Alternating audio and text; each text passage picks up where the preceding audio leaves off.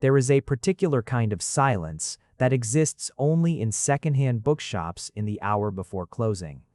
When the dust has finished falling and the last customer has finally decided not to buy the thing they've been holding for 20 minutes.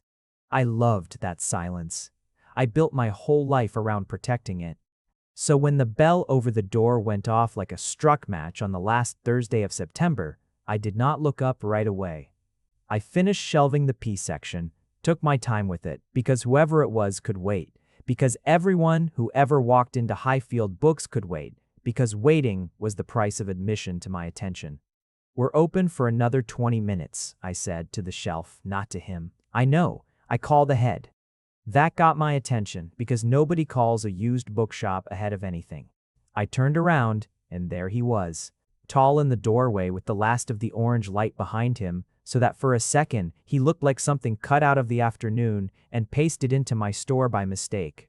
He had a canvas bag over one shoulder, sleeves pushed up like he'd been in a hurry to get somewhere and had decided, halfway, that this was the somewhere. "You called ahead to a bookshop," I said. "To tell us you were coming to a bookshop." "I called to ask if you had anything on restoring water-damaged bindings." The woman who answered said, and I'm quoting, "Ask Sydney. He's insufferable about it, but he knows everything." That would have been Marisol, who ran the register on Tuesdays and had never once in 3 years let an opportunity to embarrass me pass her by.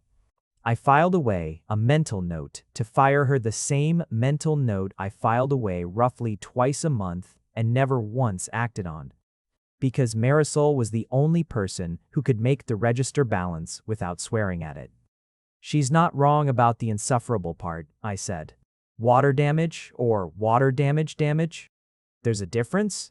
There's a difference between Save It Tonight and It's Already a Lost Cause, but you're emotionally attached, so let's pretend. Which one is this?" He set the bag on the counter like it might bite him, unzipped it with the careful, apologetic motion of a person handling something they'd already grieved for once and didn't want to grieve for twice. Inside was a bookcloth, bound the kind with a spine that had gone soft and wavy, the way spines go when they've been left somewhere they shouldn't have been left, a windowsill, a car, a bag during a storm no one had planned for. "It was my grandfather's," he said. "I left the car window down. I know how that sounds." "It sounds like you left the car window down." "Yes." "Thank you. That's exactly what it sounds like." I picked the book up before I really decided to, the way you pick up anything you've spent years learning the shape of, without asking your hands for permission first. The boards were warped, but the text block, when I fanned it gently, hadn't fully surrendered. Foxing along the edges, a faint bloom of mildew starting at the gutter, but the paper itself had some fight left in it.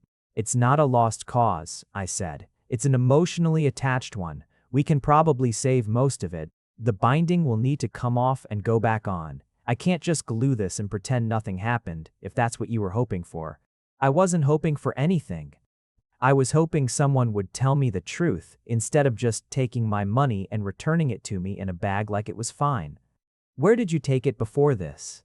He named a chain store, 2 towns over the kind, with a coffee counter built into the entrance and a restoration department that was as far as I'd ever been able to tell. 1 teenager and a bottle of wood glue. "Yeah," I said, "that'll do it." He laughed. Not politely. Not the kind of laugh people give you when they're deciding whether they like you yet, but a real one. Short and surprised out of him, like I'd caught him off guard with my own bluntness. And because he'd laughed like that, easy and unarmored, I smiled at him. Not because I was trying to. Not because I'd decided anything about him yet. Standing there in his rolled sleeves with his dead grandfather's book on my counter and his whole face open in a way most people learn to close by the time they're his age. Which I guessed then to be somewhere near my own 28. I smiled because it would have been rude not to. Because he'd made the effort to be funny in a strange shop with a stranger, and the polite thing, the human thing, was to let him know it had landed. I did not think about that smile again for the rest of the day. I did not think about him at all, if I'm being honest, once he'd left his details on an index card. Danny Patton. A phone number. An email address that was just his name, and a string of numbers. The address of a person who had never needed his email to say anything about him, and gone back out through the bell into whatever the rest of his Thursday held. I quoted him a price for the rebinding, told him 3 weeks, and forgot him the way I forgot everyone who came through that door with a job and a story, filed him under customer grandfather's bookwater, damage reasonable, and went back to the P section, which still was not finished and would not be finished that night either, because at 60:40 the bell went again and it was Danny Patton, out of breath, holding 2 coffees. "I forgot to ask what you take," he said, "so I got you the same as mine, and if you hate it, I'll drink both. I don't mind. I just didn't want to leave without." I don't know. It felt strange to leave without doing anything. "You're fixing something that matters to me, and I gave you an index card." I looked at the coffee. I looked at him. Behind him, through the window, the sky had gone. The deep bruised blue it gets right before true dark, and the street lamps outside Highfield. Books were just starting to hum on one by one, the way they always did, and would keep doing every single night, whether he was standing in my doorway or not. "You didn't have to do that," I said, which is a true thing, and also, I would learn, a completely useless thing to say to Danny Patton, because he did things whether or not they were required of him. That was simply how he moved through the world, as if kindness were a task with no deadline that he intended, regardless, to finish early. "I know I didn't have to," he said. "I wanted to." Is that allowed? I took the coffee. It was too sweet the way I would come to learn. His own coffee always was, because Danny Patton believed with the same unshakable conviction he believed most things. That life was hard enough without making your coffee taste like punishment. I drank it anyway. I smiled again. The second smile, though I didn't count it as separate from the first, at the time I thought of it as an extension, an echo. The kind of smile you give someone because they've already earned the first one, and this is just interest accruing on the loan. He came back the next day. He didn't have a reason. I asked him when the bell rang at 4005, and there he was again in a different shirt with the same open face, whether the book was ready. It was not. It had been 18 hours. Restoration binding does not work in 18 hours, no matter how much a person might wish it did. And he said no. He knew that he'd just been in the neighborhood. "You work 2 towns over," I said. "You told me yesterday. You said you'd taken the book to a shop 2 towns over because it was near your office." "I had an errand." "What errand?" "I don't actually have one. I just wanted to see if the shop looked the same in the daytime as it did with the lights, how they were yesterday evening." "It does, by the way. Same, I mean. Good bones." I did not know then that this was the first thing he ever said to me, that he meant 2 ways. The bones of a 200-year-old building with sagging shelves and a floor that sloped almost imperceptibly toward the back wall, and something else. Something about me, about the shape of a life I'd built to require nothing and no one, and how he'd apparently walked in on his very first day and started without either of us noticing to redraw the blueprint. I didn't send him away. That's the part I think about now, looking back at that week. I had every excuse ready. I was busy. The shop did not restock itself. There was a woman coming in on Saturday who wanted a full set of a nature encyclopedia from the 50s, and I hadn't finished cataloging what I had of it. I could have said any of that, and he would have left politely the way he did everything, and maybe none of the rest of it would have happened. And I would still be alone in that particular good silence I'd spent years building for myself. And I think some nights even now about how close that was. How thin the version of my life is, where I simply told him the shop was closing and I had work to do. Instead, I made him a second cup of tea from the electric kettle behind the counter, the one Marisol had bought me for a birthday. She'd insisted on remembering even though I'd never once told her the date. And I let him sit on the low stool by the biography section and read while I finished the peas, and neither of us said very much, and it was without either of us naming it as such. The first time either of us had let someone else exist quietly inside our space, without needing to fill it up with noise. That was how it started.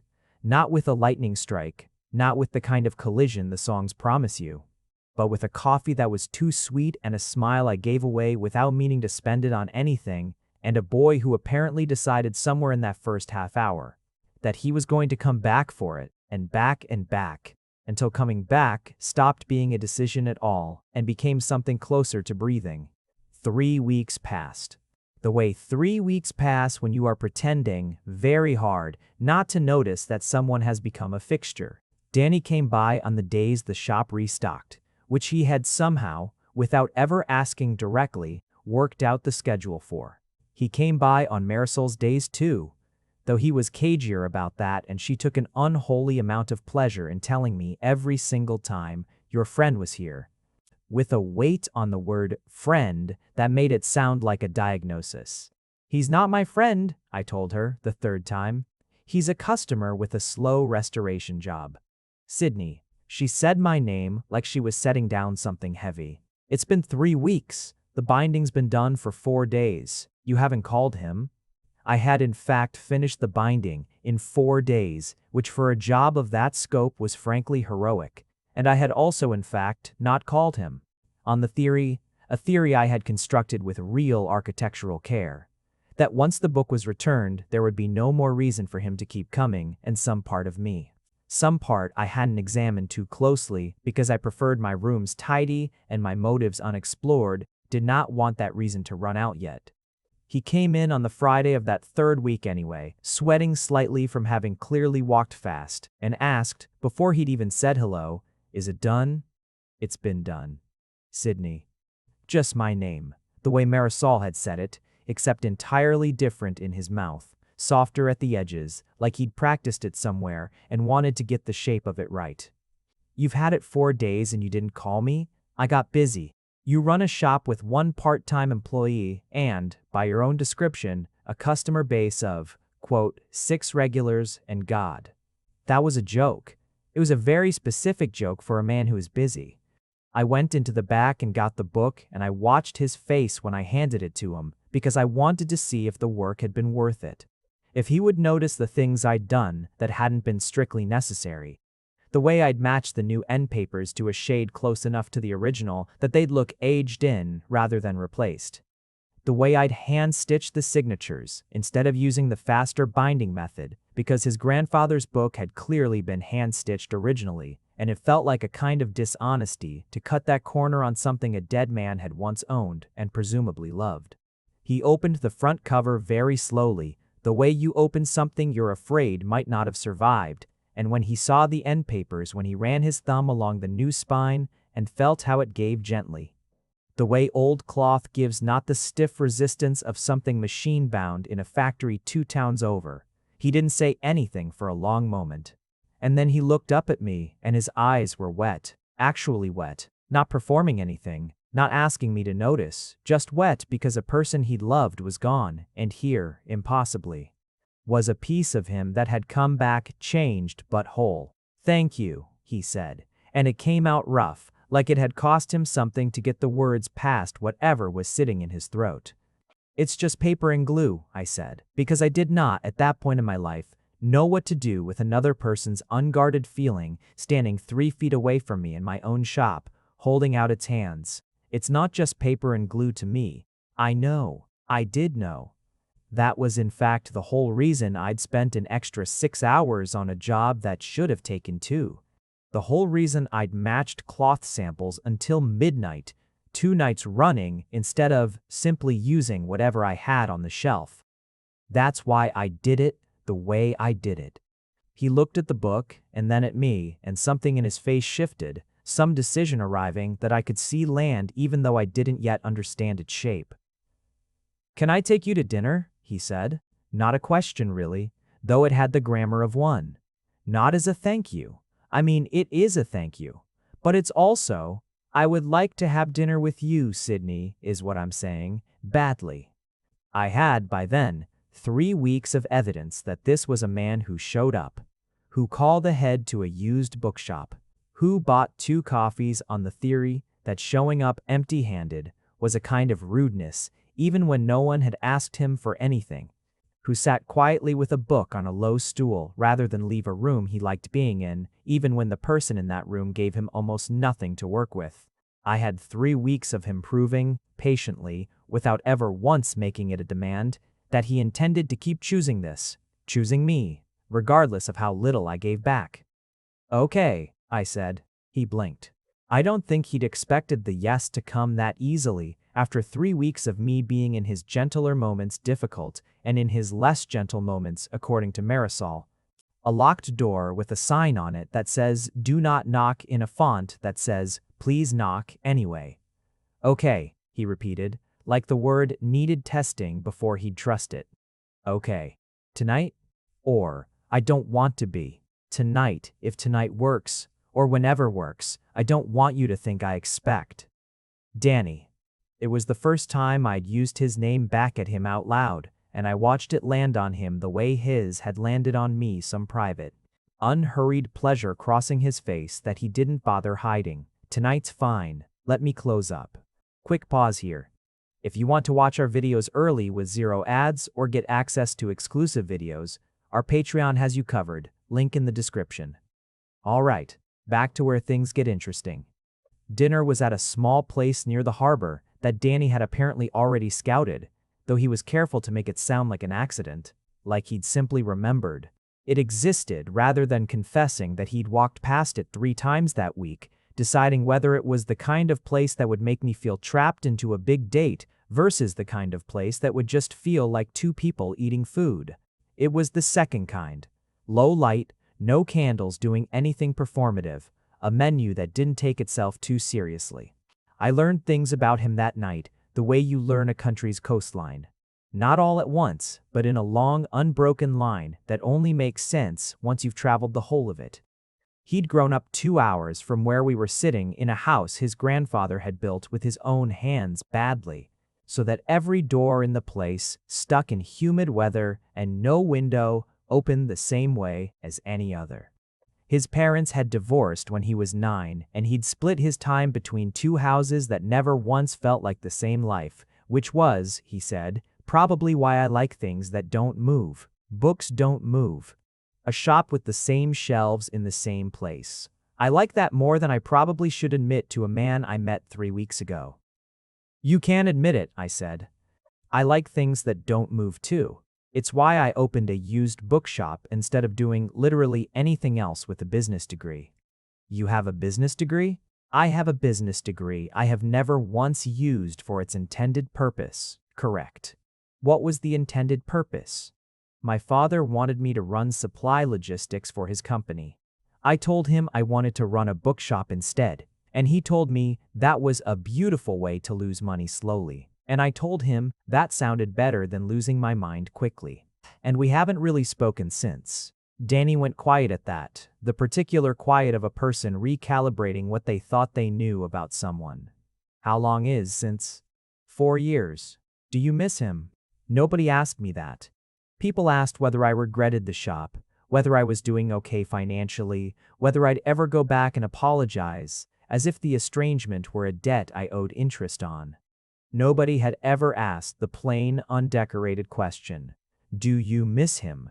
like it might have a plain, undecorated answer. "Every day," I said, surprising myself with how quickly it came, how true it was once it was out in the air between us instead of locked in the room I kept it in.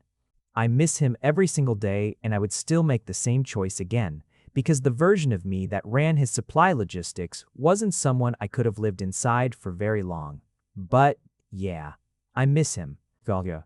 Danny reached across the table, then, not dramatically, not like it was a scene from something, and put his hand over mine just for a second. Just long enough to say, I heard that without needing to say anything at all, and then he took it back and asked me what my father's company made. And let the moment settle into the rest of the evening, instead of making me sit inside it any longer than I could stand. I learned that he was an architect junior at a firm that mostly did commercial renovations that he'd wanted as a kid to restore old buildings rather than build new ones, because there's something about fixing what's already there instead of clearing it and starting over. I think that's the same thing you do with the books if you want to know the truth. I think that's why I liked watching you work on my grandfather's binding, because it's the same instinct, just a different material. I learned he had a younger sister he adored and called every Sunday without fail. I learned he was afraid of heights in a way that embarrassed him, and elevators in a way that embarrassed him more, and that he'd once walked up 19 flights of stairs rather than admit that to a first date. A confession that made me laugh so hard the waiter came to check on us. I told him things too, more than I'd told anyone in longer than I wanted to examine. About the shop, about how I'd bought it with money my grandmother left me specifically because she'd once told me. When I was 15 and miserable at a school I didn't fit into that, a person needed one room in the world that was entirely theirs. And I'd spent years looking for that room until I found it in a building with sloped floors and good bones. About how I didn't have many friends, not out of unhappiness, just out of a temperament that found most rooms exhausting and most people, past a certain threshold, more work than reward. About how Marisol was, if I was being honest with myself, the closest thing I had to family that wasn't related to me by blood, and how that had felt, until 3 weeks ago, like enough. "And now?" Danny asked, when I'd said that last part, careful in a way that told me he already suspected the answer and simply wanted to hear it in my voice. "Now there's you showing up with coffee I didn't ask for," I said, "and somehow it doesn't feel like work at all." He smiled at that, really smiled, the whole unguarded shape of his face opening like a door someone had finally decided was safe to leave unlocked. And I thought, watching it happen, that I would like to be the reason for that particular expression for a very long time. We did not become a couple that night, not with any declaration, not with any of the ceremony that word implies. What happened instead was quieter and, I think now, more honest. We simply began existing in each other's days without either of us drawing a line around what to call it. He came to the shop after work. I started keeping the good tea, the kind I didn't sell for myself, in a separate tin, because he liked it better than the kettle brand I kept for customers. He started leaving things in the shop, small things at first. A jacket, a paperback. He was partway through a phone charger. The quiet architecture of a person building a second home inside my first one. Brick by unspoken brick. It was Marisol, 4 weeks after that first dinner, who finally said the word neither of us had used out loud. "So are you two dating?" she said, on a slow Tuesday afternoon, ringing up a stack of gardening manuals for a woman who did not appear to be listening. "Or is this a bit? Because I need to know if I'm supposed to start being nice to him, or if I can keep making fun of the fact that he brought you flowers on a Wednesday for no reason last week, which incidentally is the most romantic/unhinged thing I've witnessed in this shop, including the time a man tried to trade us his ex-wife's wedding china for a first edition." "We're," I started and then stopped because I genuinely did not know what word came next, because Danny and I had never had the conversation, had simply drifted into the shape of a couple without either of us formally applying for the position. "You don't know," Marisol said, delighted, the way she was always delighted when she caught me flat-footed. "You've been going to dinner 4 times a week for a month, and he calls the shop's landline just to ask how your day was, and you don't know what you are." "We haven't talked about it, Sydney." She rang up the last of the gardening books, told the woman to have a lovely afternoon in a completely different tone of voice than the one she was using on me. "You are the most deliberate man I have ever met. You alphabetize spice jars. You have opinions about the correct humidity for storing paper that you will share unprompted. And you're telling me you haven't talked about it with a man who's clearly in love with you?" The word landed strangely, out loud like that, in the middle of a Tuesday, over a stack of gardening manuals. I hadn't let myself use it yet, not even privately. Not even in the specific quiet of my own head at the end of the day when I lay in bed replaying the small things. The way Danny's hand found the small of my back without either of us discussing it. The way he'd started saying, "we," about small future things this weekend next month. The shop's anniversary, as if the fact of us continuing were simply assumed rather than negotiated fresh each time. I called him that night. Not the shop landline, my own phone, the one I almost never used for anything but weather and the occasional supplier.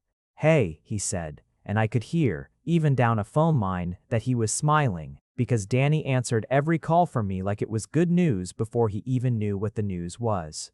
"Marisol thinks we're dating," I said. which was a strange way to open a conversation, I'll admit, but I had never been good at leading gently into things I cared about. There was a pause, and then a soft, surprised laugh. Marisol thinks correctly, as far as I'm concerned. Was that in question? We never talked about it. Sydney. He said my name the way he always did, like it deserved its own careful handling. I brought you flowers on a Wednesday. For no reason. I've never in my life bought flowers, for no reason for anyone. I thought that was fairly clearly a declaration. I thought it was just, you being you. Being me includes being in love with you, if that clears anything up. The word again twice in one evening, first from Marisol and now from him, and this time I let it sit instead of flinching away from it. Let it settle into the room the way sunlight settles into a house that's been shut up too long, warming corners that hadn't expected to be warmed. I love you too, I said, and it came out simpler than I'd expected. None of the drama I'd built up around the idea of saying it, just true, just easy, like admitting the sky was a certain color. Well, Danny said, and I could hear, even through the phone, that his voice had gone thick. That's... I was hoping. I was very much hoping. You didn't know? I hoped. Hoping and knowing aren't the same thing. Not with you. You don't exactly hand things out for free. I'm handing this one out for free, I said. Come over. He was at my door in 11 minutes, which meant he had run at least part of the way, and when I opened it, he didn't say anything clever. Didn't have a line ready the way he sometimes liked to. He just put both hands on either side of my face like he was checking that I was real. And kissed me like he'd been waiting 3 weeks longer than he should have had to. The months that followed had the particular texture of a life being built rather than simply lived. Sunday mornings that became sacred. Spent at my kitchen table with the newspaper, Danny still insisted on buying in print because the internet doesn't fold the same way when you're reading it over breakfast. His sister's weekly phone calls that I started half listening to from the next room because I liked the sound of him being someone's brother. The specific comfortable chaos of two lives interleaving their threads. I want to slow down here in the middle of the good months because it is easy in the telling of a love story to rush past the ordinary stretches toward the next dramatic marker. And I think that would be a kind of dishonesty. The truth of that autumn and winter was not made of grand gestures. It was made of small, repeated proofs. It was Danny learning, without being told, that I needed 40 minutes of silence when I first got home from the shop before I could hold a conversation, and simply giving me those 40 minutes every single evening, without once making me explain why. It was me learning that Danny could not go to sleep on an unresolved worry, that if something was bothering him, he needed to say it out loud that same night, or he would lie awake turning it over until it turned into something larger than it had any right to be. And so I learned to ask gently at the end of every day, is there anything sitting in you that needs to come out? And watched with something like tenderness how visibly relieved he was every time I asked. It was a Tuesday in October when he first told me about the boy from university, the one Lena had mentioned at the diner without meaning to let it slip. We were doing the dishes, an ordinary chore made less ordinary by his insistence on drying while I washed a system he'd invented because he said it made the task feel like a conversation instead of a task. And he brought it up without any warning, the way he brought up most things that actually mattered to him, sideways almost accidentally, like he needed the cover of an unrelated activity to say the real thing underneath it. I dated someone for 2 years in university, he said, to the plate in his hands rather than to me. His name was Callum. It didn't end badly exactly, it just ended the way things end when neither person is brave enough to say what they actually want, so it just quietly stops instead of finishing properly. I loved him. I want you to know that, because I don't want it to be a secret between us, something you find out from someone else and wonder why I never mentioned it. Lena already told me there was someone, I said. She didn't say a name. Of course she did. He said it fondly, not annoyed, the particular fondness he reserved for his sister's habit of narrating his life to strangers before he'd gotten around to it himself. I want to tell you the rest of it properly, though, not as a rumor secondhand. We were together the whole of our second and third year. I thought for a long time that it was the real thing, the only thing. And then somewhere in the middle of the third year, I noticed that I'd started describing us to people as comfortables, instead of anything warmer than that. And I think that was the moment it was already over, even though it took us another 8 months to actually admit it. What happened after? Nothing dramatic. He moved for a job. I didn't ask him to stay. I think that's the part that told me everything. If I'd really believed we were it, I would have found some way to ask him to stay, and I didn't, and neither did he. And we both understood what that meant without ever saying it directly. He set the dried plate down, finally looked at me instead of the dishes. I bring it up because when I met you in that shop, with your terrible bedside manner about my grandfather's book, it was accurate bedside manner. It was accurate, fine, terrifyingly accurate. I recognized something in myself that I hadn't felt with Callum, not even at the beginning. I wanted to ask you to stay before I even knew what I was asking you to stay for. That's the difference, I think. With him, I was comfortable enough not to fight for it. With you, I have never once been comfortable enough to risk losing it without a fight. I didn't say anything clever back to that. I put down the dish I was washing and pulled him against me, soap and water on my hands. Be damned. And held him there in the middle of our small kitchen until the water in the sink had gone cold and neither of us cared. That was the shape of that whole season together. Not a single grand turning point, but a long accumulation of these ordinary, unremarkable Tuesdays, each one adding a small brick to something neither of us had the vocabulary yet to call a home, though it was already becoming exactly that one dried plate at a time. I met his sister, Lena, in November, at a diner exactly halfway between her city and ours, and she studied me over her coffee with an intensity that made it clear she'd been informed extensively about my existence. He talks about you like you're a weather system, she said, like something that changed the climate. I've never heard him talk about anyone like that, not even the guy in university he was supposedly in love with for 2 years. I didn't know about a guy in university. He'll tell you eventually. It's not a big secret. It just didn't go anywhere, the way things don't sometimes. But you should know that my brother doesn't say things he doesn't mean, and if he's telling people you're a weather system, that's basically a marriage proposal in Danny language. I didn't tell her that the idea of that, of eventually, of the shape his affection seemed to be building toward without either of us naming it yet, didn't frighten me the way it would have frightened the version of myself from a year earlier.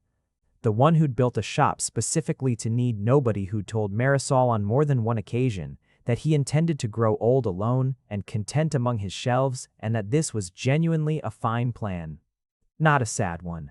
That version of me had been telling the truth. As far as he knew it, he simply hadn't met Danny Patton yet. We had our first real fight in February, 5 months in, over something that felt enormous at the time, and, looking back, was really about something else entirely.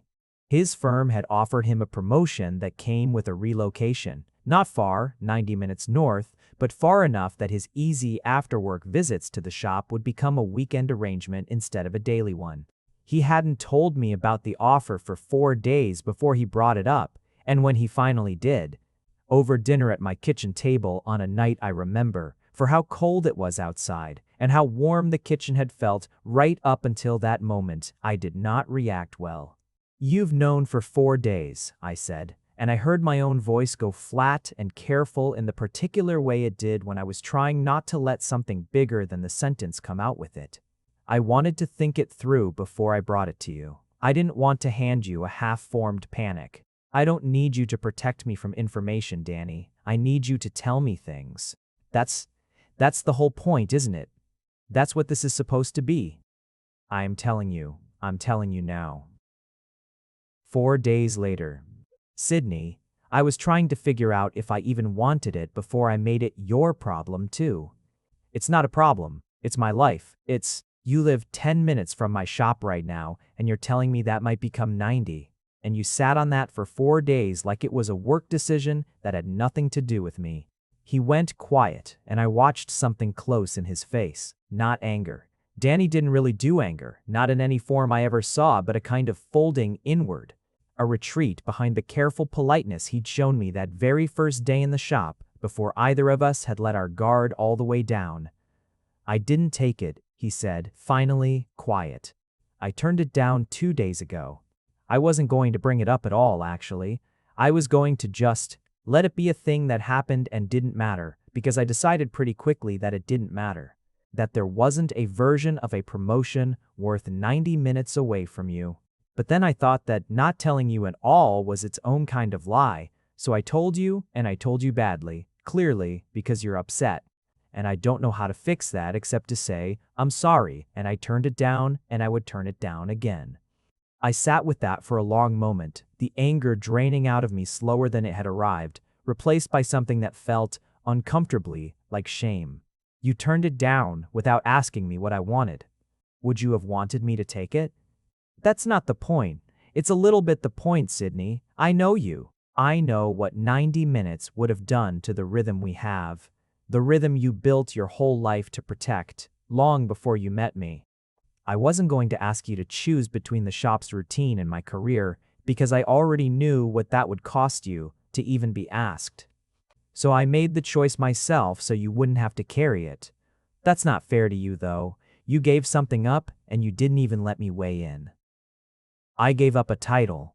I didn't give up anything I actually wanted. Not really. I like where I work now. I like the buildings I get to touch. The promotion was mostly about managing more people. I didn't especially want to manage. I'm not sitting here secretly resentful, if that's what you're worried about. I made a decision that was easy for me and hard to explain, and I explained it badly, and I'm sorry for the 4 days, truly, I am. I should have just told you the day it landed on my desk, and let us figure it out together instead of trying to hand you a tidy resolution." I reached across the table, the same gesture he'd used on me on our first dinner, all those months ago, and put my hand over his. "I don't want you making yourself smaller to fit around my life, Danny. That's not what I want from this." "I'm not smaller," he said, turning his hand over to hold mine properly. "I promise you, I have never once felt smaller since I met you. If anything, I feel like the exact right size for the first time in my life. But I hear you. Tell me things too, next time. I need to hear it, not just decide it on your behalf." "Same," he said. "Both ways. Deal? Deal. Deal." We didn't fully resolve the underlying thing that night, the fact that I had without meaning to. Built a life so tightly wound around routine and control that even good news delivered on the wrong schedule could feel like an earthquake.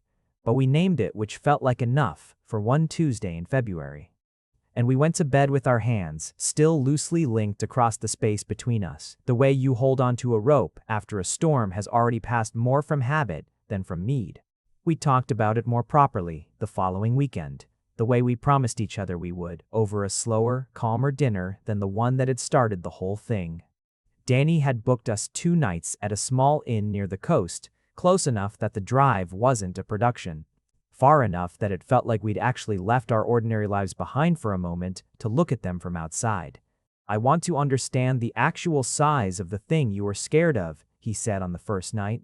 The two of us sitting on the narrow balcony with blankets over our laps, because the coastal air in February did not care that we'd come there for romance and not survival. Because I don't think it was really about the promotion. I think the promotion was just the shape the fear happened to take.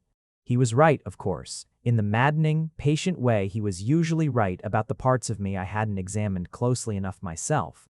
I told him that night about the years between my father and me before the estrangement fully calcified, how control had been the only language available to me as a kid in a house where nothing else was steady, how alphabetizing spice jars and keeping a shop with a schedule I dictated down to the hour had never really been about tidiness at all, but about making sure that at least one part of my life could never again be rearranged without my permission.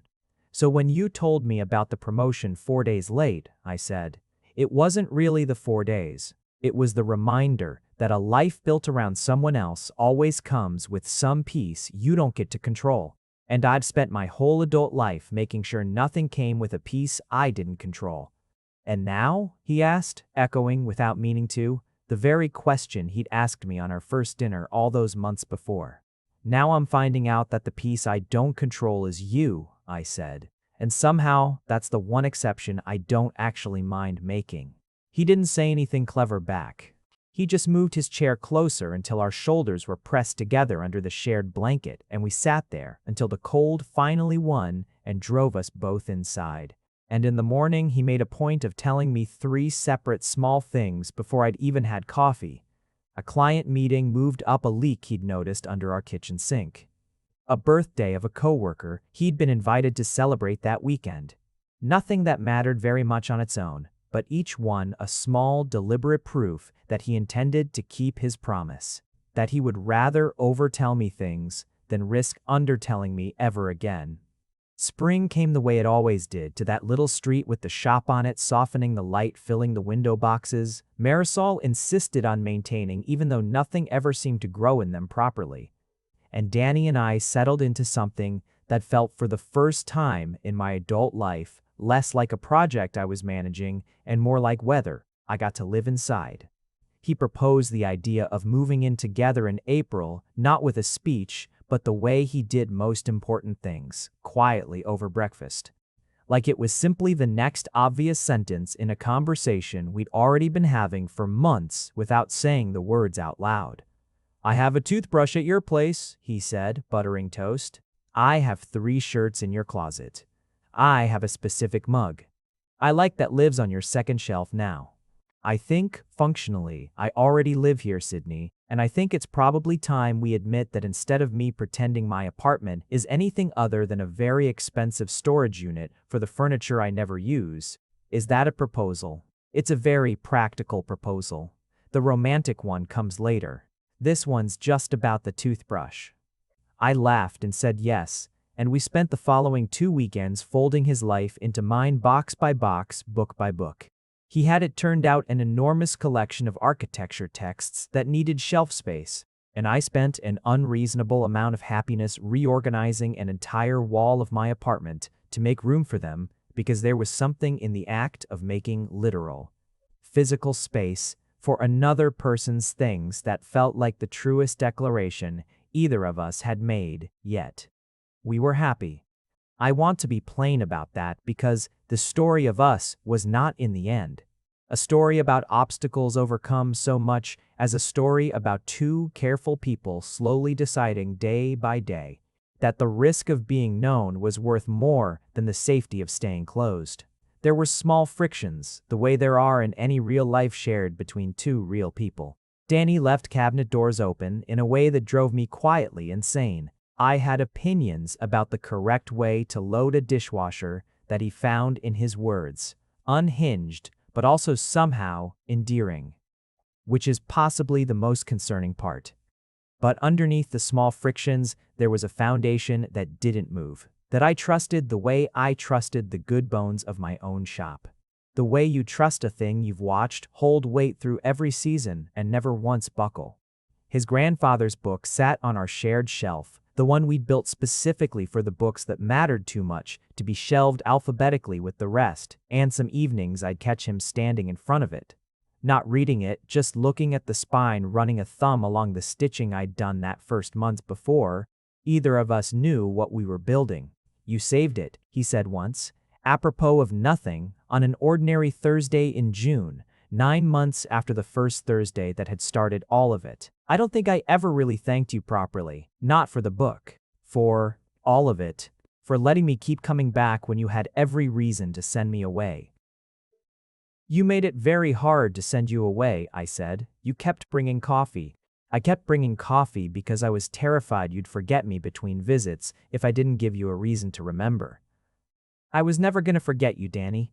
I think some part of me knew, that very first day, standing there with your ruined book, that you weren't going to be a customer who came and went. I just didn't have the language for it yet." "What language do you have for it now?" I thought about that, about the year behind us, the shop, the fight in February, the boxes in April, the small unshakable fact of him standing in our kitchen on an ordinary Thursday holding a book I'd rebuilt with my own hands because his hands had once loved it first. "I think the language is just this," I said. "You, here, on a Thursday for no particular reason, the same way you showed up that first day for no particular reason except that you wanted to. I think that's the whole language. I don't think it needs bigger words than that." He smiled at me then. The smile I'd first earned by accident, by simple politeness on a September afternoon that felt somehow both a lifetime ago and no time at all. And I understood watching it, that I had spent a year learning to give that smile back to him on purpose, deliberately, every single day. The way you tend something you've decided is worth keeping alive. He proposed on the last Thursday of September, exactly 1 year, to the day after the bell over the shop door had first announced him with a canvas bag and a ruined book. I didn't know he'd been counting. I found out only because Marisol, sworn to secrecy for weeks, and constitutionally incapable of holding a secret past her own excitement, had rearranged the shop's front window display without telling me, replacing the usual seasonal spread with a careful, deliberate installation, his grandfather's restored book open to its title page, resting on a small stand surrounded by 2 coffee cups, one clearly meant to be too sweet, and a scattering of index cards, blank except for one, propped at the front in Danny's own handwriting. I noticed the window before I noticed him. I stood on the pavement outside my own shop at closing time, staring at it working out slowly, what I was looking at, and it was only when I turned around, already half laughing, already feeling my throat go tight in a way I hadn't expected, that I saw him standing in the doorway exactly where he'd stood. Exactly 1 year earlier, canvas bag over one shoulder again, though this one, I would learn, held nothing more than a small box he'd been quietly rehearsing how to open for a solid 2 weeks beforehand, according to Lena, who had apparently coached him through no fewer than 6 attempts over the phone. "I know it's a lot," he said before I could say anything at all, his voice already unsteady in a way that told me he'd used up most of his nerve just getting the window arranged and had very little left over for the actual moment. "I know you don't love big gestures. I thought about doing this quietly, just the 2 of us, somewhere ordinary, because I know that's more you. And then I thought, no, actually, I want you to remember this exact doorway every single day for the rest of your life. The same doorway where you smiled at me the first time without meaning anything by it. I wanted the 2 moments to live in the same place. Danny, I'm not finished. I had a whole thing prepared and I'm already off script, so please just let me get through it." He took a breath, and in it, I could hear the whole year. The coffee, the index card, the 3 weeks of restoration work, the fight in February, the balcony in the cold, the boxes in April, the dried plate in October, all of it folding down into the shape of this one unbearably ordinary and unbearably enormous Thursday. A year ago, you gave me a smile you didn't mean to give me, and I have spent every single day since trying to earn a version of it that you did mean, on purpose, just for me. I would like to spend the rest of my life doing exactly that. Not because I need the label, and not because anything's missing right now. I don't think anything is missing. I think this last year has been the fullest of my life, but because I want to stand in doorways with you for the next 50 years. And I would like there to be a word for what we are that doesn't require an explanation every time someone asks. He opened the box. It was simple, exactly the kind of ring I would have chosen myself if I'd ever let myself imagine choosing one, and I understood, looking at it, that he had learned me thoroughly enough over the course of one ordinary year to know precisely what I wanted without ever once having to ask me directly the same quiet, patient attentiveness that had first shown up as 2 coffees and a low stool by the biography section. "Yes," I said, before he'd even finished asking the actual question, the word arriving the same way it had the very first time. Simple, immediate, entirely without decoration. "Yes. Obviously, yes. Get up. You're going to ruin your knees on this pavement." He laughed, wet and unsteady, and got up and kissed me right there on the street, with Marisol watching through the window, making no effort whatsoever to hide the fact that she was filming the entire thing on her phone. And somewhere behind us, the street lamps of that little road hummed on for the evening, exactly the way they always did, indifferent to the fact that they were lighting the 2 happiest people on the whole street. We got married the following spring, 18 months after the bell over the shop door had first announced him in a small ceremony that Danny insisted on holding at Highfield Books itself. Closed for the one and only Sunday in its history that it had ever not opened for business. "It has to be here," he'd said when we were planning it, over-explaining the way he did when he was nervous about something mattering too much to say plainly. "This is where it started. This is where you smiled at me the first time, even though you didn't mean anything by it, even though you were just being polite. I've spent a year and a half trying to earn that smile back on purpose every single day since, and I would like to marry you in the exact place I started trying." We had moved the shelves ourselves, the day before Danny and Marisol and Lena and I clearing a wide aisle down the center of the shop between the fiction wall and the biography section where the low stool still sat. The same stool he'd once occupied quietly with a book while I finished shelving the peas and pretended not to notice him. We strung small lights along the tops of the shelves, nothing elaborate, and set out folding chairs borrowed from 3 separate neighbors. And by the time the actual Sunday arrived, the whole shop smelled faintly of the white flowers Lena had insisted on mixed underneath with the old, familiar smell of paper and dust and glue that had never once left the building in all the years I'd owned it and never once would. Marisol cried through the entire thing, loudly, unapologetically, standing near the pea section she'd once teased me relentlessly about alphabetizing with too much devotion. When the officiant, a friend of Lena's who'd gotten ordained specifically for the occasion and took the responsibility with a seriousness that bordered on comic, asked if anyone objected, Marisol called out through her tears, "The only objection I have is that it took him a full week to tell Sydney he was in love." Everyone in this shop knew in the first 3 days, and the whole room, folding chairs and all, dissolved into the kind of laughter that makes a ceremony feel less like a formal occasion and more like the natural conclusion of a story everyone present had already been quietly rooting for. Lena gave a toast that made Danny laugh so hard he had to set his glass down, something about the 19 flights of stairs he'd once climbed, rather than admit a fear of elevators to a first date, and how she supposed, watching him now, that fear of admitting things had never really been his problem. It was patience he had in abundance. Patience he'd apparently been rehearsing his whole life for the one person worth spending all of it on.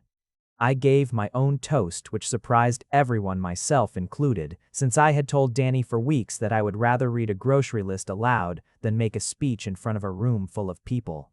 But standing there among the shelves that had been my whole careful, contained life before he'd walked into it, I found I had more to say than I expected. I told them about the index card, about the too sweet coffee I'd never once complained about, not really, not once in all the months since, about the water-damaged book that had turned out to be, in the end, the least damaged thing that had ever come through that door, because everything that walked in afterward, the coffee, the low stool, the flowers on a random Wednesday, the promotion he'd turned down without a second thought, the ring in a canvas bag exactly 1 year later, had only ever built something sturdier than what came before it. My father did not come. That wound had not healed by then, and I won't pretend it had, though it would eventually, slowly in the years that followed, in no small part, because Danny wrote to him quietly, once a season, without ever telling me small updates about the shop and about me, that eventually 4 years after the silence had begun brought a short reply, and then a longer one, and then 3 years into our marriage. An actual visit. Awkward and overdue and worth every uncomfortable minute of it. But on that Sunday, standing among the shelves, I'd built my whole careful, contained, particular life around. I looked at Danny Patton in the suit he'd clearly agonized over for weeks, his eyes already wet before either of us had said a single vow, and I thought about the version of myself who had one September afternoon smiled at a stranger simply because it would have been rude not to. A reflex, a courtesy, nothing more than that, offered without weight or intention, the smallest possible gesture a person can make toward another person. I had no idea, giving that smile away, that I was handing someone the one thing he would spend every day afterward trying, patiently, hopefully, without ever once demanding it back, to earn all over again. "I do," I said when it came time to say it, and I meant it the way I'd meant everything with him from the very beginning, Without decoration, without performance, just true. The way admitting the sky is a certain color is true. Danny said his vows back to me with his voice shaking, and somewhere in the middle of them he stopped, took a breath, and looked at me the way he had that very first day in the shop. Like I was something he'd stumbled into by accident and had decided on the spot to stay for. "You smiled at me once," he said, "to be polite. And I have been trying to make you smile like that again, on purpose, every single day since, because it turns out that's not actually a small thing at all. It might be the whole of what I want from a life. Just that. Your smile, given to me on purpose, every day, for the rest of however many days we get." I smiled at him then. Not out of politeness, not out of reflex, not because it would have been rude not to, but because there was in that entire crowded shop full of the people who loved us. Absolutely nothing else my face knew how to do. It has been 3 years since that Sunday. He still brings me coffee I didn't ask for. I still let him every time because I have learned in the years since that first ordinary Thursday that some things are worth accepting even when you didn't think you needed them. A coffee, a smile, a man standing in your doorway with the last light of a September afternoon behind him, patient, hopeful, and entirely quietly certain that he was exactly where he was supposed to be. I smiled at him once to be polite. He has been earning it back on purpose every single day since. And if I have anything to say about the shape of the rest of my life, he is going to keep earning it happily. For a very long time yet to come. If you made it to the end, you're my kind of person. Leave a subscribe, comment down your favorite part of the story, and if you want early access to videos, exclusive content, or just want to support the channel, make sure to join our Patreon. Link is in the description. Even one member genuinely means the world to me. See you in the next one.